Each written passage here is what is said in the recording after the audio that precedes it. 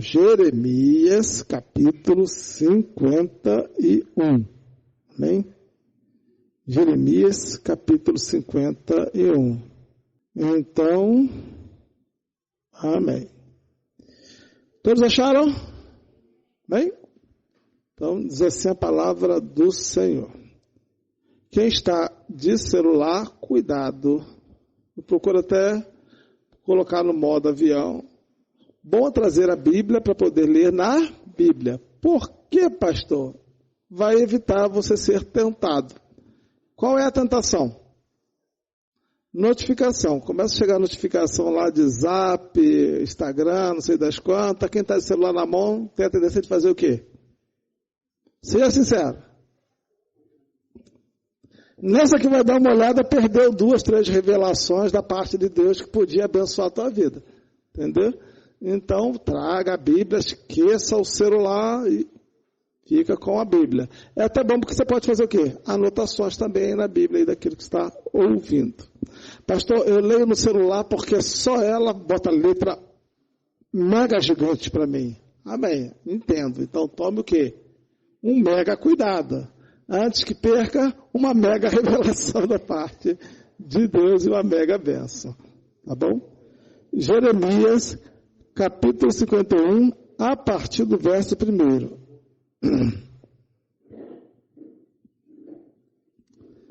Vamos estar lendo a partir do verso 1. Diz assim, olha. Assim diz o Senhor. Eis que levantarei um vento destruidor contra Babilônia e contra os que habitam em Lebe-Camai.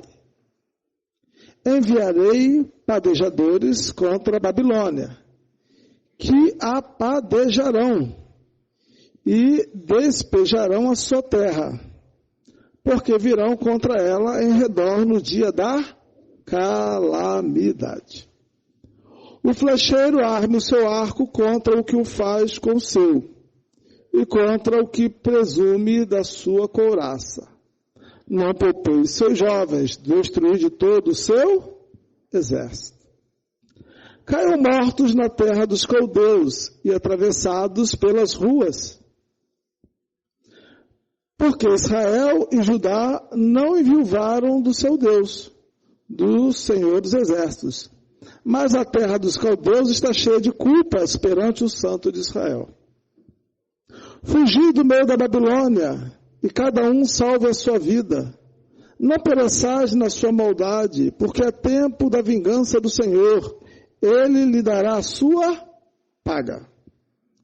Babilônia era um copo de ouro na mão do Senhor, o qual embriagava a toda a terra. Do seu vinho beberam as nações, por isso enlouqueceram. Repentinamente caiu Babilônia e ficou arruinada. Lamentai por ela, tomai bálsamo para a sua ferida, porventura sarará. Queríamos curar Babilônia, ela porém não sarou. Deixai-a, e cada um vá para a sua terra, porque o seu juízo chega até o céu, e se eleva até as mais altas nuvens. O Senhor trouxe a nossa justiça à luz. Vinde e anunciemos em Sião a obra do Senhor nosso Deus. Aguçai as flechas, preparai os escudos. O Senhor despertou o espírito dos reis, dos medos, porque o seu intento contra a Babilônia é para destruir. Pois esta é a vingança do Senhor, a vingança do seu templo. 12 para encerrarmos. Arvorai estandarte contra os muros de Babilônia, reforçai a guarda, colocai sentinelas, preparai emboscadas, porque o Senhor intentou e fez o que tinha dito acerca dos moradores de Babilônia. Amém? Vamos orar? Querido Deus, nós lemos a Tua Palavra. Muito obrigado, Senhor, pela porção da Tua Palavra. Tem misericórdia de nós somos tão falhos, ó Pai. Meu Deus, dentre as nossas muitas falhas, ó Pai, é o fato, Senhor, das vidas nós não crermos na Tua Palavra como ela é. Tem, pois, misericórdia de nós. Acrescenta-nos fé. Nós precisamos do Senhor, ó Pai. Nós precisamos de Ti. Estamos ouvindo, Senhor, a Tua palavra nesse momento, Senhor. Oh Deus, acrescenta-nos fé então. Perdoa os nossos pecados, perdoa, assim, os meus pecados e conduza-nos ao entendimento da verdade, Senhor. Em nome de Jesus, desperta-nos, ó Pai, e acrescenta-nos fé. Renova a nossa esperança, Senhor, por meio da Tua palavra. Oramos a Ti, em nome de Jesus. Amém e amém. Entendendo o agir de Deus em relação aos seus.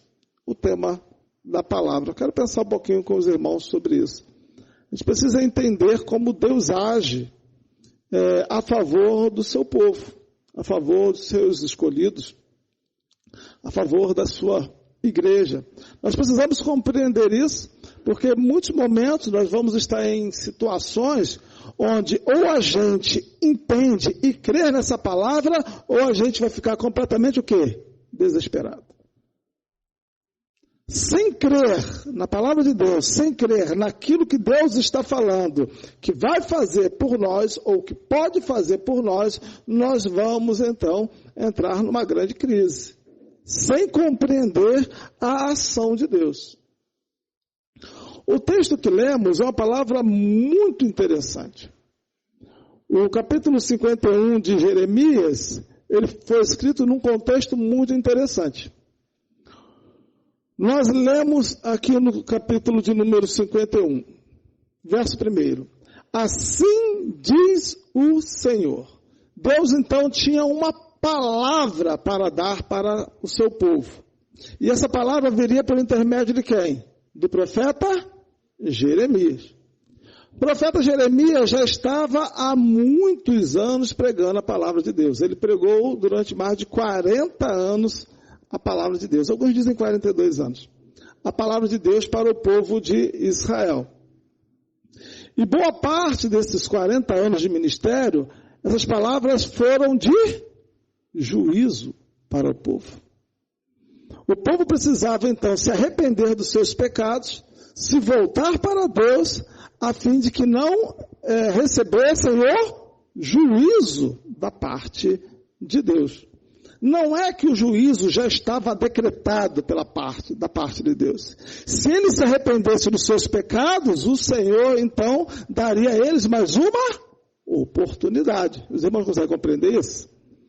O profeta Jeremias foi levantado da parte de Deus para dar essa palavra ao povo. Se vocês se arrependerem do pecado de vocês, o Senhor mudará a sorte de vocês. Entretanto, se vocês não se arrependerem dos seus pecados, o mal virá do norte. O mal viria, então, da Babilônia. Durante todo o livro de Jeremias, nós vamos ouvir essas profecias, chamando o povo ao arrependimento. Caso contrário, o mal viria do norte, o mal viria da Babilônia. Durante muitos anos, o povo de Israel ouviu a mesma coisa, a mesma frase. Que frase? Assim diz o Senhor. Que era a palavra que se iniciava, então, uma profecia, uma mensagem vinda da parte de quem? Da parte de Deus para o seu povo. Durante muitos anos, décadas e décadas, o profeta Jeremias se levantava e dizia: assim diz o Senhor. Se arrependa do pecado. Largue os ídolos, deixa a prostituição, deixa a malignidade, deixa a desonestidade, para de explorar as pessoas, porque senão o mal virá do norte sobre vocês. Durante muitos anos. Até que o mal chegou. Em determinado momento, aquela profecia se cumpriu. O mal veio, os babilônicos se levantaram e cercaram Jerusalém. E foi grande a derrota, grande a morte, grande a vergonha que a Jerusalém passou, a tribo de Judá passou. Entretanto, esse mal não veio da noite para o dia. Passaram-se muitos anos.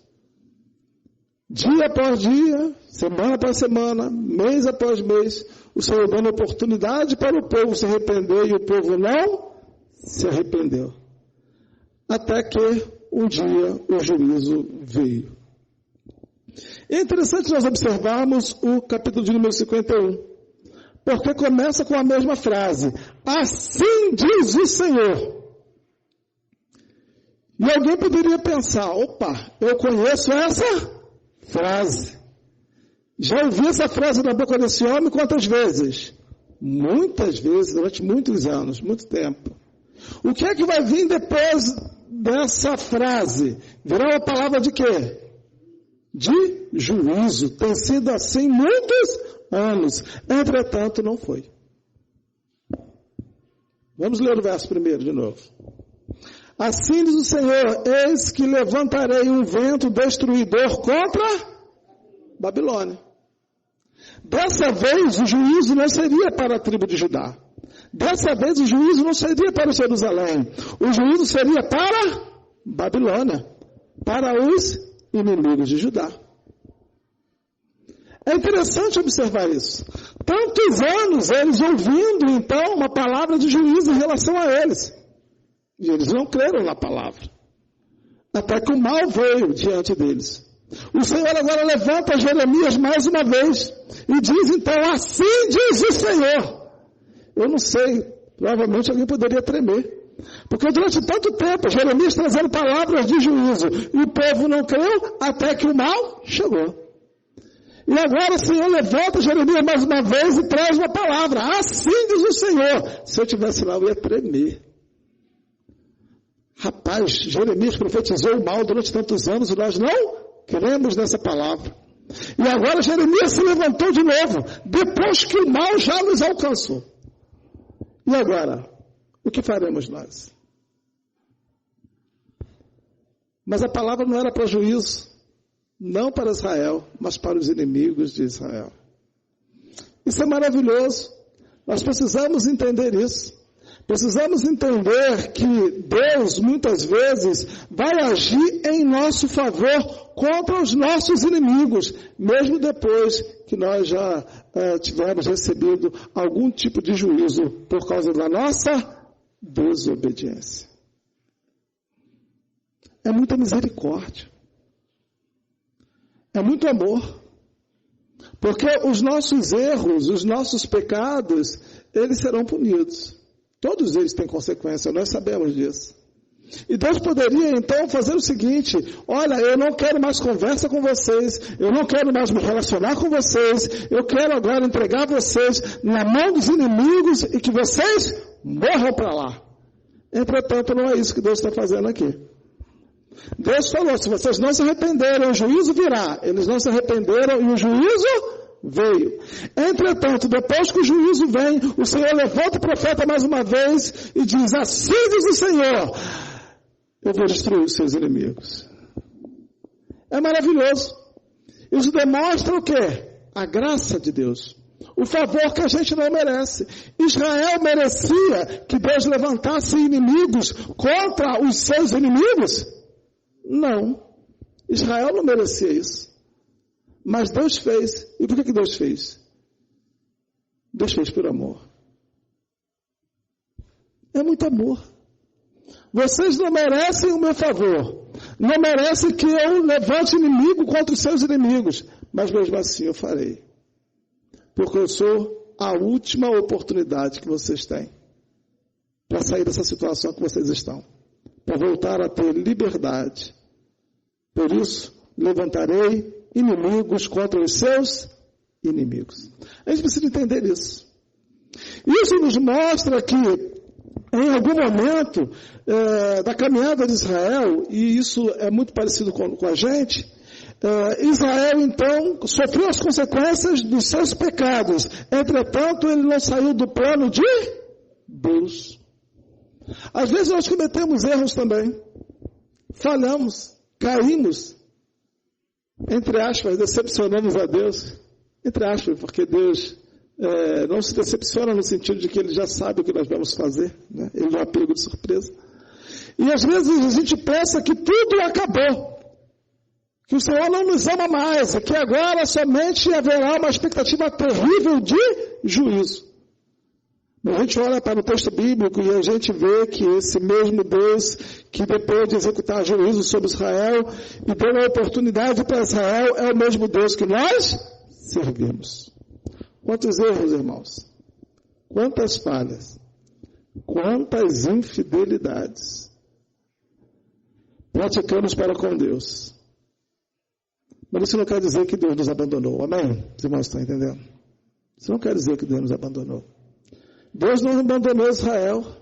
O Senhor não te abandonará. Deus não abandonará o seu povo. A disciplina vem? Vem. Em alguns momentos, muitos perecem. Mas o Senhor conhece os seus. Ele está nos disciplinando para o bem. O pai disciplina o filho a quem ele ama. O pai disciplina o filho a quem ele ama. A disciplina é para o bem. Ainda que no começo o filho não gosta de disciplina. Quem gostava de receber aí, antigamente aí, as varadas de goiaba na perna, levanta a mão e dá um glória. Ninguém gostava. Aquela vara de goiabeira, né? Tinha ódio de goiaba, até hoje eu não tomo nem suco de goiaba. A gente não gostava, mas era o quê? Era necessário. Papai e mamãe sabiam, se a gente continuasse agindo daquela maneira, a gente poderia perecer. Porque o salário do pecado é a morte. Então precisamos entender isso. Não é por causa de um ato falho, de um erro, não é porque Deus exerceu uma disciplina que o Senhor não nos ama mais e vai nos abandonar. Amém? Os irmãos entenderam? Primeira coisa? Beleza. Verso 2. Enviarei padejadores contra a Babilônia, que a padejarão.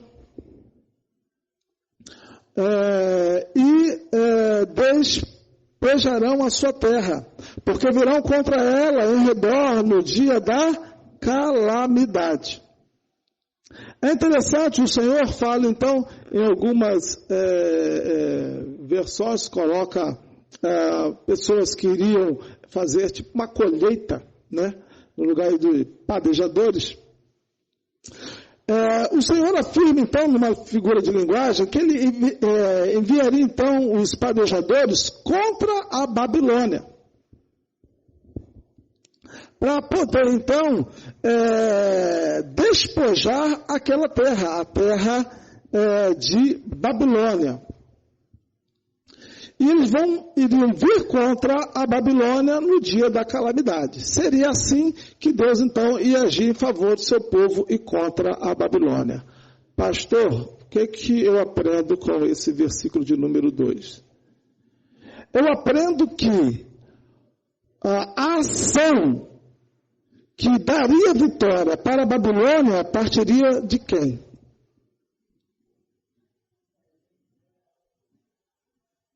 Que daria vitória para Israel, perdão. A ação que daria vitória a Israel partiria de quem? De Deus. Verso 2.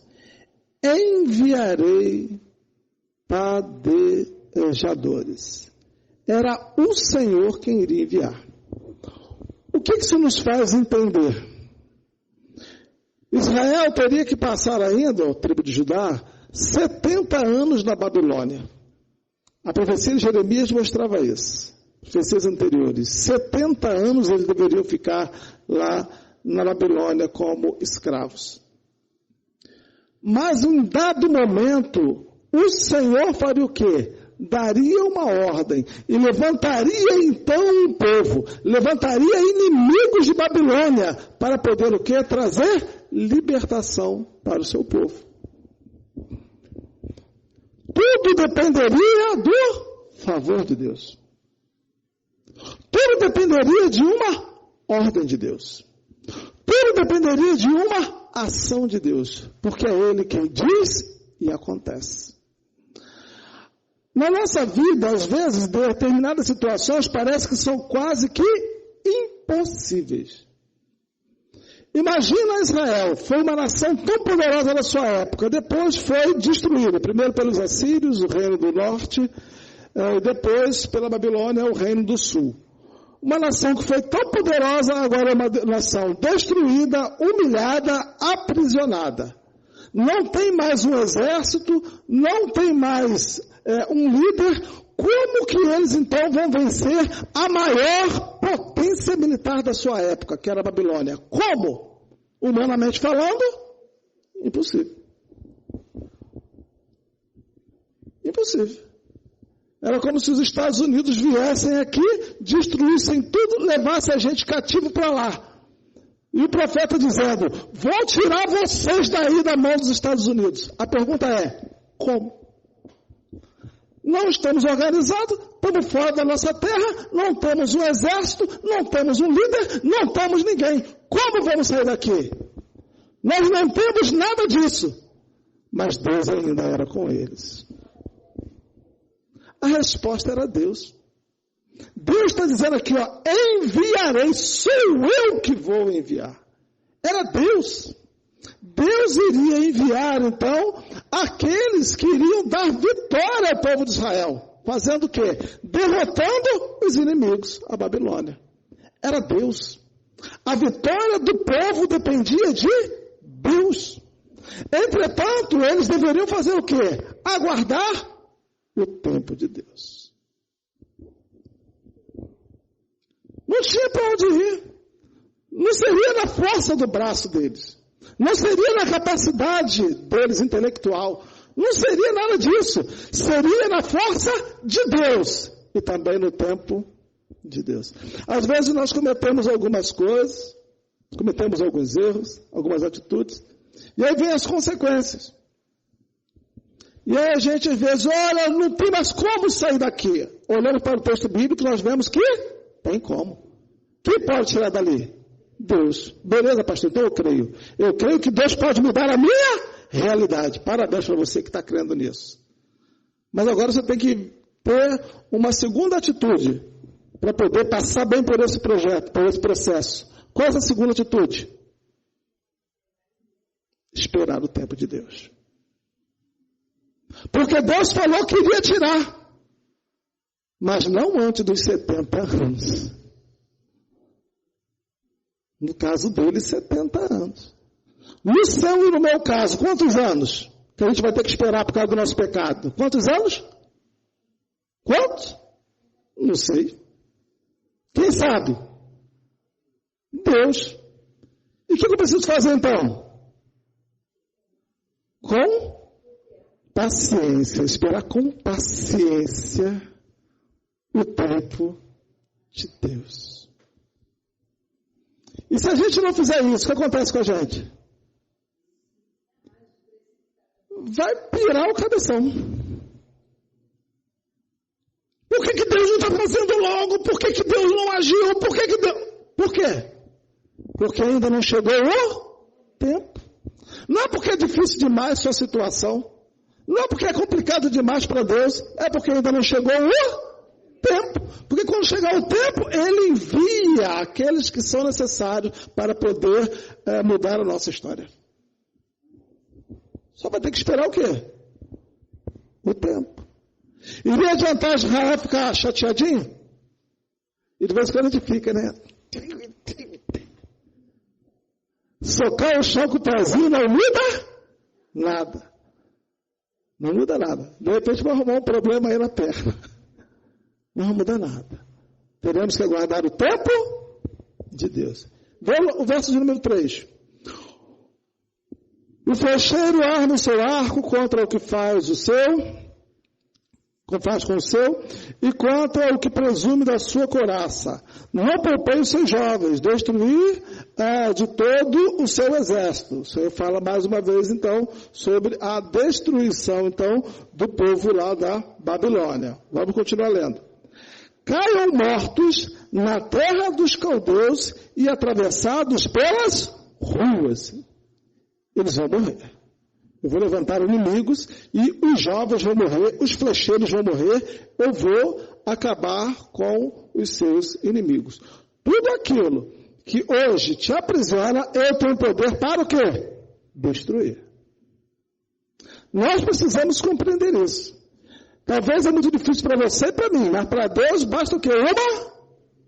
Basta uma palavra. No tempo dele, basta uma palavra e tudo muda. Tudo muda. É muito difícil para você e para mim. Situações que às vezes parecem impossíveis, mas não para Deus. Lembrem disso. Para Deus não há o quê? Impossíveis. Lembram disso. Olha o verso número 5. Porque Israel e Judá não enviuvaram do seu Deus, do Senhor dos Exércitos, mas a terra dos caldeus está cheia de culpas perante o santo de Israel. Olha que texto lindo que ele fala aqui. Olha, eu vou ir contra os seus inimigos, contra a Babilônia, e vou destruir os flecheiros, vou destruir os jovens, eles vão cair mortos nas suas ruas. Por quê? Porque Israel e Judá não enviuvaram do seu Deus. Eu não deixei de ser marido deles, não. Ser marido de Israel, não. Eu não morri, não. Israel não é viúva, não. Está abandonada, não. Eu luto por Israel. Que coisa. Coitado dos teus inimigos. Coitado dos meus. Esses que se levantam, de alguma forma ou de outra nos afrontam, ou então até mesmo situações da vida que nos aprisionam, tudo isso está com o dia contado. De uma forma ou de outra. Por quê? Porque nós não estamos sem nosso noivo. O nosso noivo continua lutando por nós. O nosso noivo continua ciente das nossas necessidades. O nosso noivo continua nos amando. O Senhor Jesus mesmo disse: eis que estou convosco todos os dias, até a consumação dos séculos. Amém?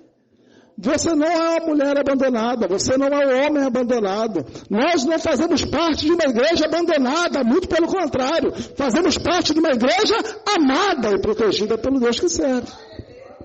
É isso que diz a palavra do Senhor. E nós precisamos crer nessa palavra. Porque sem crer nessa palavra, de vez em quando a gente faz o quê? A gente perde toda a esperança. Acabou. Agora já era. Agora depois das besteiras que eu fiz, agora acabou tudo para a minha vida. Agora não tem mais jeito. Eu tenho uma situação muito complicada. Quem pode mudar isso? Deus. Deus pode.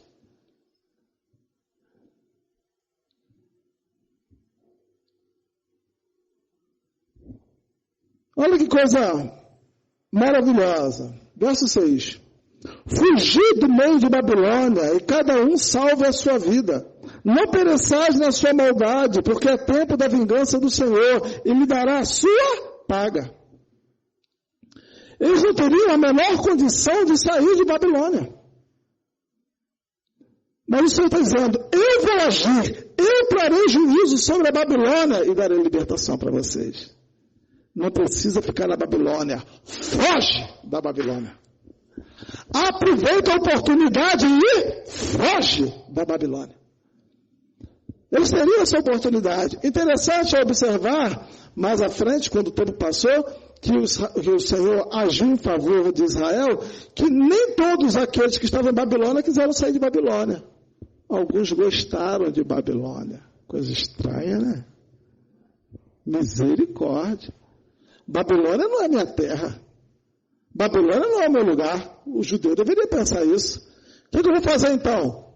Vou voltar para a minha terra.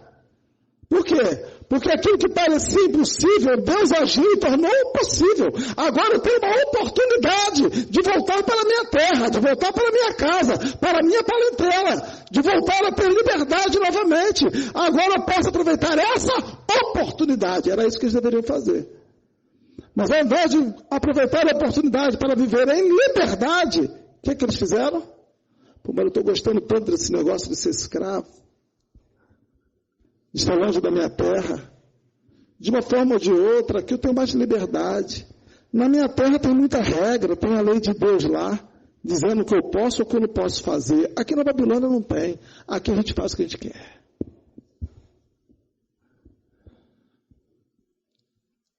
Tinha a oportunidade de ser liberto, mas escolheu ser escravo. Foi contaminado por Deus, Por Deus não, pelos seus pecados, pelas suas próprias vontades, foram contaminados. E é terrível imaginar um negócio desse. O Senhor não fez Israel para ser um povo escravizado, para ser um povo livre. Entretanto, as consequências do pecado levaram Israel àquela situação. Mas é triste observar que mesmo depois do agir de Deus, onde eles tinham oportunidade então de fugir da escravidão, fugir então da prisão espiritual, até eles, muitos, optaram por ficar. Coisa horrível, né, Rosa? Coisa terrível. Não, eu estou gostando. Eu sei que Deus não me fez para levar esse estilo de vida que eu estou vivendo. Eu sei que Deus não me fez para estar aprisionado nessas coisas que eu estou. Mas eu estou gostando. É aqui mesmo que eu vou ficar. Loucura. Eles teriam então a oportunidade da parte de Deus de serem libertos. E a ordem de Deus para eles naquele momento é o quê? Fugir do meio da Babilônia. Sai fora. Aproveite a oportunidade de Deus. Porque quem deu a oportunidade para eles foi o próprio Deus. Se eles perdessem essa oportunidade, aí Deus daria para eles uma segunda oportunidade, amém? Quem disse?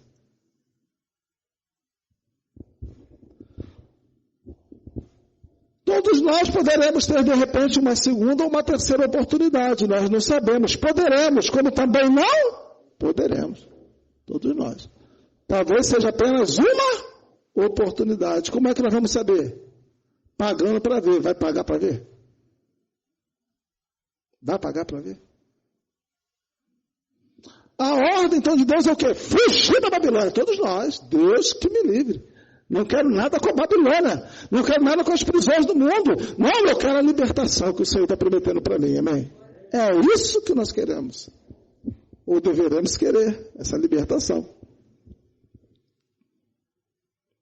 Porque chegou o tempo da vingança do Senhor, é o que ele diz no final da parte B do verso 6 aí, né? Porque há tempo da vingança do Senhor dos Exércitos. Devemos aproveitar o quê? Esse tempo que o Senhor está sendo favorável. Porque nós não sabemos até quando ele será favorável. A gente olha então para o texto bíblico e a gente vê Deus levantando Noé e pregando anos e anos, olha, o Senhor mandará um dilúvio, vai destruir toda a terra. E as pessoas fazendo o quê? Zombando daquele homem. Você está maluco? E o Noé está lá, fazendo a arquinha dele. Ô Noé, o que é isso? Fazendo um barco. Barco? Para quê? Isso aqui tudo vai inundar. Você está louco, Noé? Não, eu não sou louco, eu tenho fé. Os anos foram se passando. O barco ficou construído. As pessoas zombando. Até que um dia caiu o primeiro pingo. Depois do primeiro, veio o segundo, o terceiro. E não parou de chover durante muitos dias. Fora a quantidade de água que saía da terra. Não inundou tudo. E todos morreram. Menos Noé e sua família. Devemos aproveitar as oportunidades. Verso 7. Babilônia era um copo de ouro na mão do Senhor, o qual embriagava toda a terra. Do seu vinho beberam as nações, por isso enlouqueceram. É muito interessante a gente entender isso daqui. Porque os inimigos de Israel foram usados por Deus. Não é que eles eram maravilhosos. Eles eram apenas um instrumento na mão de quem? Na mão de Deus. Para que Deus pudesse executar o quê? Os seus juízos. Na soberania de Deus, muitas vezes o Senhor dará autoridade para pessoas, países, determinados grupos, para que possa exercer juízo sobre outros. E até mesmo sobre o seu próprio povo. De vez em quando Deus levanta um presidente que a gente não gosta muito. Mas quem levantou? Foi Deus. De vez em quando Deus levanta uns juízes aí para julgar a causa da gente, que a gente não gosta nem o quê? Nem um pouco. Mas quem foi que levantou? Foi Deus. Pastor, eles são maravilhosos, por isso que Deus levantou eles? Não, filho. Eles só são um instrumento na mão de Deus. Deus está usando ele para poder disciplinar o mundo e disciplinar povos, nações e também o seu povo. Mas um dia vai chegar o dia deles serem julgados. Um dia, Bolsonaro vai estar sentado diante do Senhor, ou em pé, não sei como é que vai ser esse negócio. Vai ser julgado. O Lula também vai estar lá, um dia. Os ministros do STF também um dia vão estar lá, diante do Senhor. Por enquanto aqui, eles têm autoridade da parte de Deus. Bolsonaro já teve, não tem mais. Agora a bola está com o Lula aí. O que Deus vai fazer para rever ele? Não sei não. Mas eu sei que um dia, todos nós estaremos diante do tribunal de Deus. Todos nós. E Deus pode usar ainda outros povos, outros líderes, outras pessoas, para poder, então, trazer juízo sobre esses que estão, de repente, nesse momento, sendo usados por Deus para trazer juízo sobre a igreja do Senhor. Os irmãos conseguem compreender isso? Mas olha que interessante acontece no verso de número 8. Repentinamente caiu Babilônia e ficou arruinada. Lamentai por ela, tomai bálsamo para a sua ferida, porventura sarará. Aquela nação tão poderosa na sua época, repentinamente caiu. No momento. Mas tão poderoso, é assim mesmo, quando Deus age repentinamente. A nossa realidade pode mudar de um momento para o outro. A gente pode olhar para algumas situações e ver, poxa, não, Deus prometeu libertação, Deus prometeu me libertar, Deus prometeu vitória, Deus prometeu esse tipo de coisa para mim. Mas, poxa, pelo jeito, isso não será agora, porque a situação está muito desfavorável. Isso sou eu ou você pensando, mas para Deus é completamente diferente. É no momento. No momento. Para Deus não tem o menor problema. Ele pode agir repentinamente.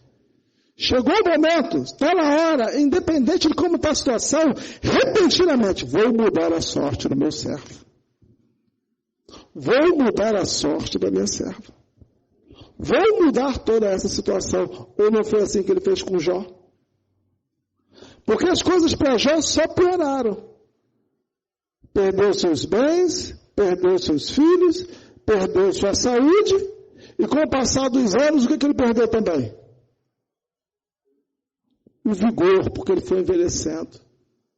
Então, humanamente falando, estava cada vez mais difícil de quê? De se recuperar daquelas enfermidades. Mas Deus falando, com vigor ou sem vigor, chegou o tempo de eu mudar a sua realidade.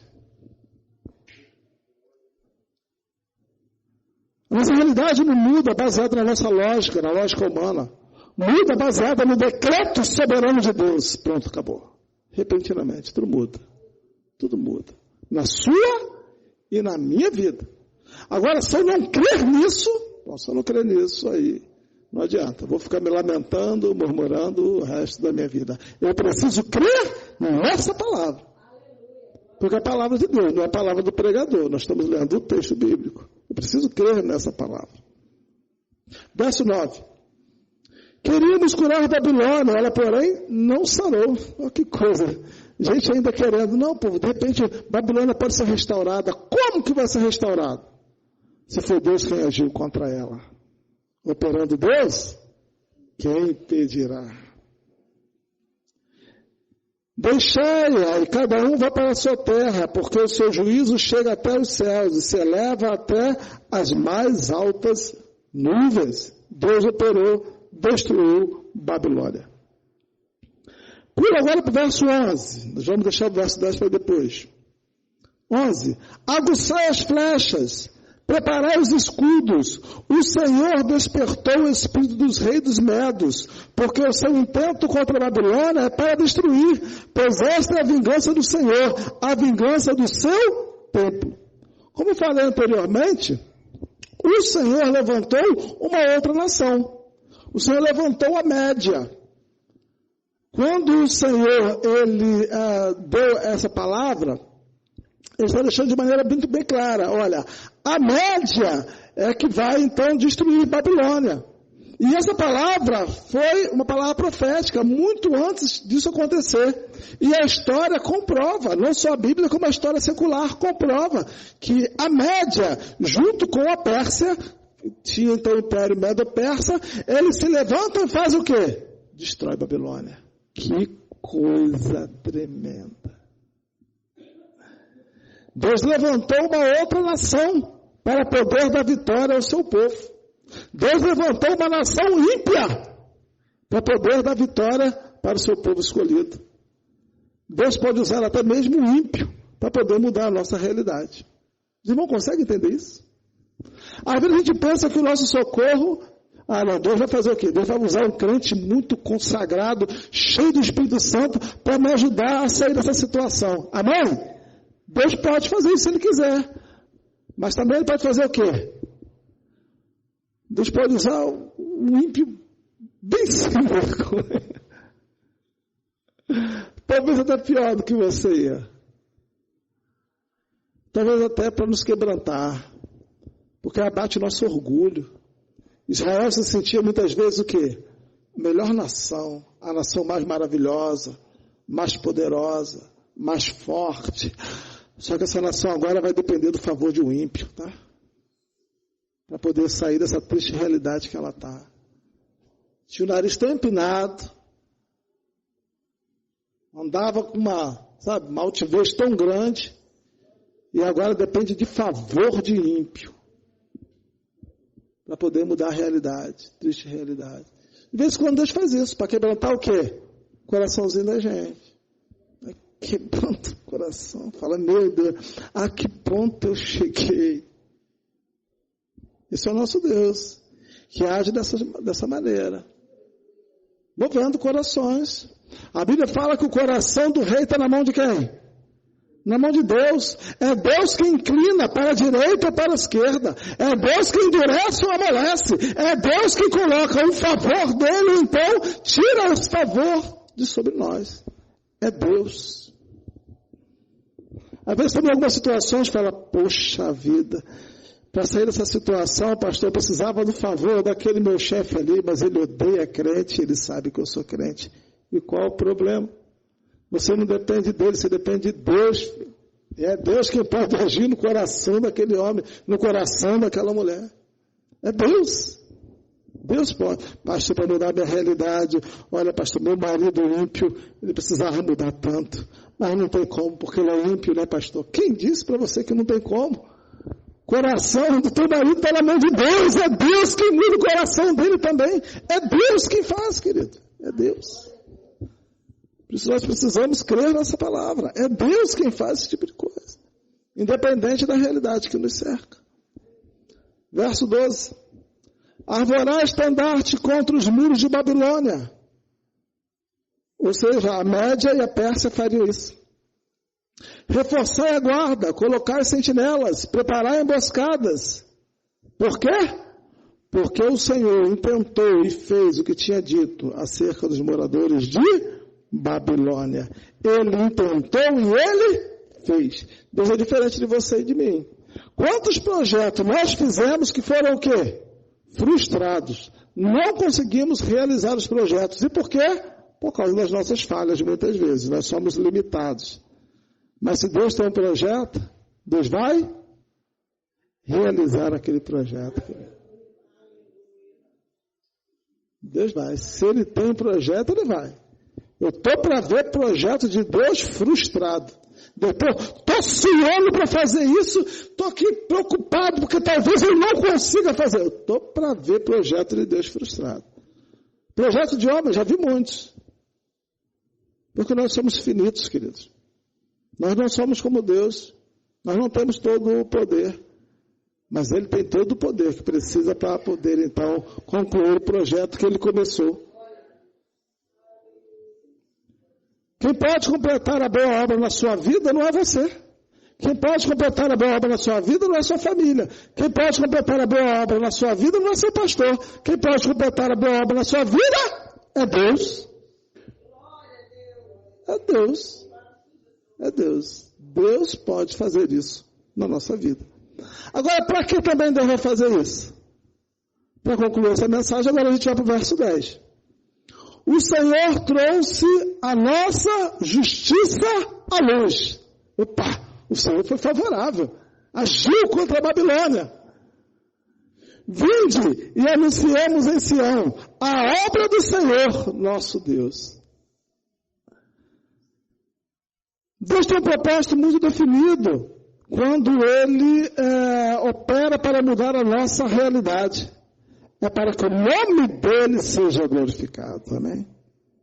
O Senhor não vai agir para que a gente possa falar, olha como é que eu sou maravilhoso. Olha como eu sou a maior louvadora do Brasil, eu que, humanamente falando, não era nada. Olha como eu sou agora o maior pregador da América Latina. Eu que humanamente falando não era nada. Eu estava numa situação deplorável. Deus mudou a realidade. Agora eu estou brilhando mais do que a luz do sol. Não, querido, não é para isso. Quando Deus muda a nossa realidade, é para que o nome dele seja glorificado. Rapaz, eu não tinha como sair da minha situação. Eu estava aprisionado, eu estava acorrentado, eu estava completamente perdido, mas Deus mudou a minha sorte. Louvado seja o nome do Senhor. Deus mudou. Deus mudou. Quando Deus muda a nossa sorte, é para que possamos então glorificar o nome dele e declarar para as pessoas que foi ele quem fez. Assim o nome dele é glorificado. É o Senhor, então, que muda a nossa realidade. E depois de mudar a nossa realidade, nós devemos, então, até mesmo anunciar para outros, convidar outros para que possam também testemunhar conosco do quê? Dos feitos do Senhor. Por isso que ele fala, vinde e anunciemos em Sião. Gente, vem comigo testemunhar da boa mão de Deus em nosso favor. Vem comigo. Deus foi maravilhoso, mudou a minha realidade. Agora eu quero falar isso para todo mundo.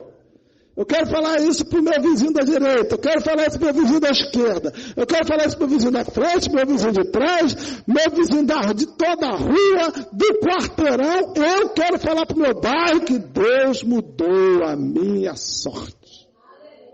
Então Deus, quando muda a nossa sorte, não é para a gente ficar de boca fechada, não. Era para poder testemunhar para outros. Rapaz, eu estava aprisionado no pecado. Eu estava caminhando para a morte, cambaleando para a morte. Mas Deus veio na minha vida, mudou a minha história. E pode mudar a sua também. É para isso. A gente vive essas experiências com Deus. Não é para ficar dentro da nossa casa.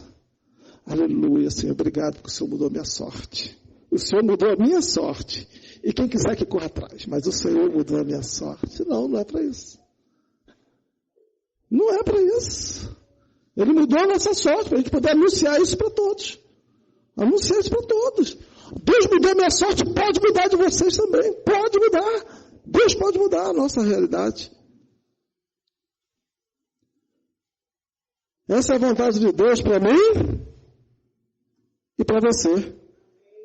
Quantas coisas já vivemos até aqui? Acertos e erros. Quantas consequências ruins? Eu lembro de algumas vezes da vontade de chorar, minha. Quantas coisas que eu não precisaria ter vivido. Mas ao mesmo tempo eu lembro do tempo da libertação, do tempo da restauração. E aí eu tenho que fazer o quê? Testemunhar da grandeza de Deus. Foi Deus, não fui eu, foi Deus. Só que cada um de nós estamos no processo. Tem algumas outras questões que talvez hoje estejam incomodando muita gente. E parece que essas coisas não vão mudar. Mas só parece. Só precisa Deus dar uma ordem. E no tempo dele, tudo muda. Para que a gente possa glorificar o nome dele diante de todos. Amém? Vamos ficar de pé? Vamos orar? Querido Deus, bendito seja o teu nome. Nós lemos a tua palavra, Senhor, e recebemos essa revelação do teu Espírito Santo. Tu, Senhor, somente tu, é aquele que diz e acontece, e nenhum dos seus planos podem ser frustrados. Senhor, em nome de Jesus, nós queremos crer, Pai, nesta palavra. Talvez muitos ali em Israel não creram. Muitos ali, Senhor, habitantes de Judá, de Jerusalém, talvez não creram nesta palavra, Senhor. Mas independente deles não crerem, o Senhor foi fiel à sua palavra. Ó Pai, ajude-nos, ó Pai, a crer. Independente, Senhor, das prisões, das lutas, das adversidades, dos medos, da vergonha, da dor, muda, pois, a nossa realidade. Mas ajuda-nos a entender, ó Pai, Senhor, compreender tudo aquilo que foi ministrado, para que possamos, ó Pai, aguardar, ó Pai, a salvação do Senhor em silêncio, aguardando o Teu tempo, glorificando e exaltando o Teu nome, porque o Senhor tem tudo aquilo que nós precisamos para viver um novo tempo. Faz essa obra em nossas vidas. Fala conosco, muda a nossa realidade e não permita que o espírito de incredulidade roube, Senhor, essa Tua palavra. Ajude-nos. Oramos a Ti em nome de Jesus. Amém e amém. Amém?